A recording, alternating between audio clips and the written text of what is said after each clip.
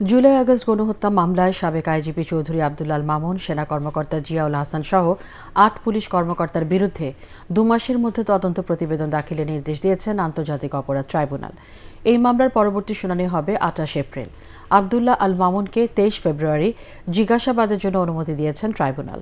এছাড়া গুমের ঘটনায় সাবেক পুলিশ সুপার মহিউদ্দিন ফারুকী ও বরিশাল রেঞ্জের সাবেক অতিরিক্ত পুলিশ সুপার আলেপ উদ্দিনের বিরুদ্ধে ৩ মাসের মধ্যে তদন্ত প্রতিবেদন দাখিলের নির্দেশ দেওয়া হয়েছে। এদিন সেনা কর্মকর্তা জিয়াউল হাসানের কাছে প্রয়োজনীয় বই ও নথিপত্র সরবরাহ করতে দেওয়া হচ্ছে না বলে অভিযোগ করেছেন তার আইনজীবী। আমি বহুবার চেষ্টা করেছি ওনার বই দেওয়ার জন্য ওনাকে, কিন্তু আমাদেরকে জেল কর্তৃপক্ষ সেটা দেয়নি। ওনারা বলেছেন যে জেল বিধি অনুযায়ী আমরা এটা দিতেও পারি, নাও দিতে পারি। আমাকে ডেপুটি জেলার সাহেব বলেছেন যে আপনি বেশি এটা নিয়ে যদি অ্যাগ্রেসিভ হন তাহলে আপনার আশা বন্ধ করে দিব।